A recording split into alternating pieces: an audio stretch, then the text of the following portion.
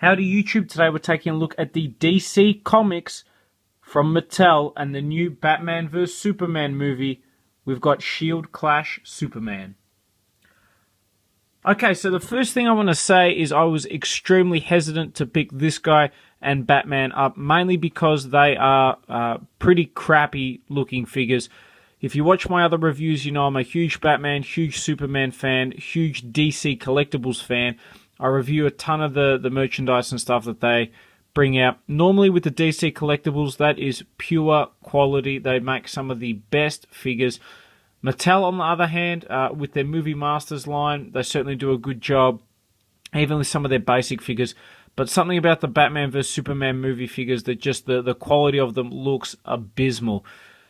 I'm really hoping it's going to be a good movie. Certainly the merchandise has not helped. Personally, I've only seen the first trailer, and I love that. A lot of people have criticised the movie based on the second trailer. I haven't seen that, so I can't judge it on that. I don't want to see it. I'm trying to avoid it. I don't want anything spoiled for me, and apparently some stuff is spoiled in the second trailer. So basically, I'm just holding my breath, really, and waiting for Man of Steel and The Dark Knight to basically combine into what will hopefully be a super awesome movie. Whether it is or not remains to be seen. Man of Steel, I actually really enjoyed. Some people hate that movie with a passion, and I've gotten into several fights with people who just despise that movie. And I don't understand why. I think people are way too negative these days. Just relax and enjoy the show, you know what I mean? It's very hard to come up with a big movie sometimes and meet everyone's expectations. I think Man of Steel lived up to it. I thought it had some great acting. I actually love the Superman in Man of Steel. I think they added some great depth, having him kill Zod at the end.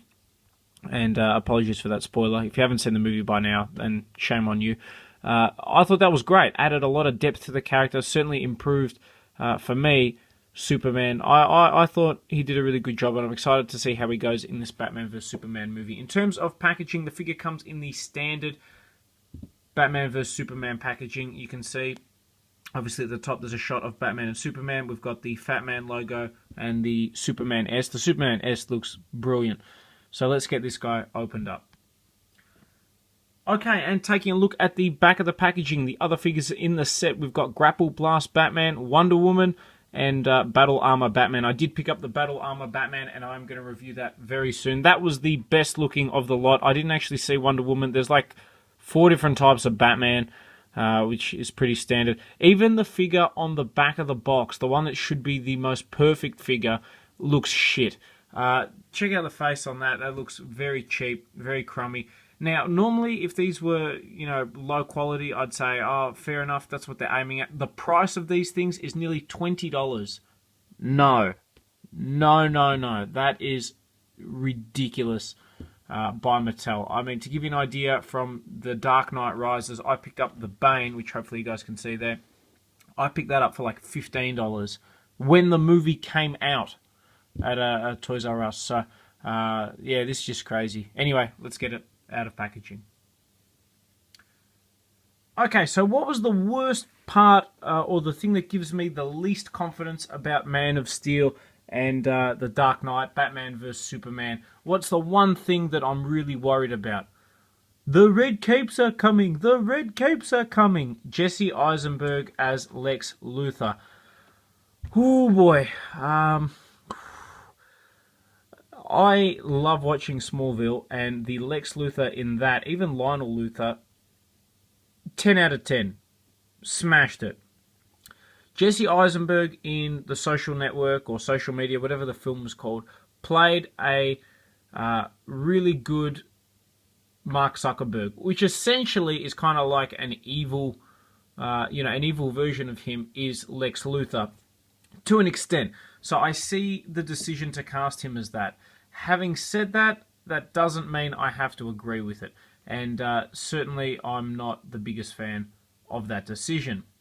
Now, could he do a good job? Yes. Is it a problem that he's not bald? That doesn't bother me, to be honest. The fact that he's got hair doesn't bother me. If you watch some of the old old school Superman movies, you'll see Lex has got hair in those. He's got the luscious red locks. So I'm not too concerned on that. I want to see what role he plays. But yeah, that's the only thing I'm a little bit concerned on. The Joker, I think, makes an appearance, but I'll leave a rant on him for when I talk about the Suicide Squad.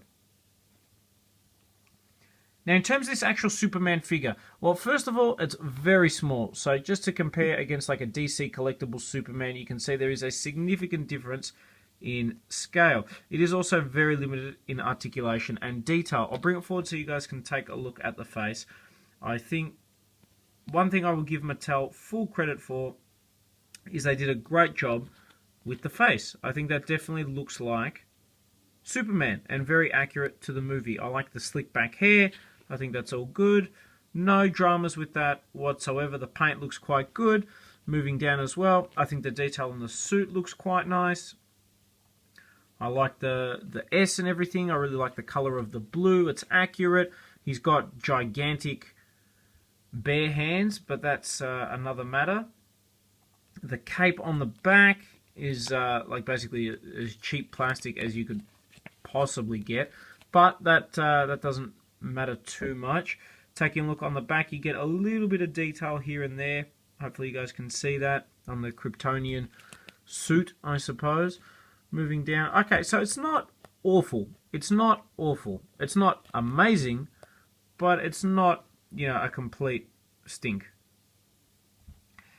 Now, in terms of articulation, he's got a ball-jointed head, which is good. Swivel arms.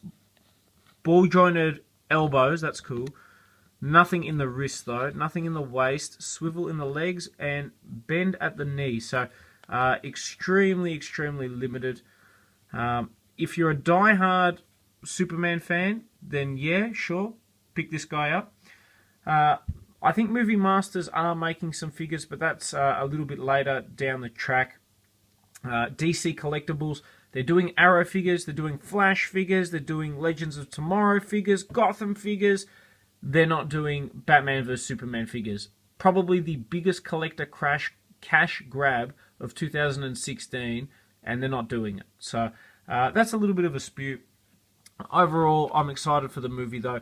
If you can get this for cheap, then it's well worth doing because it is a fairly cheap quality figure. It is expensive in price in Australia. It is like $18, $19 at Toys R Us and all that sort of stuff. So shop around, wait till it goes on discount, whatever floats your boat. But yeah, hopefully you guys have enjoyed this review on the Man of Steel, Batman vs Superman.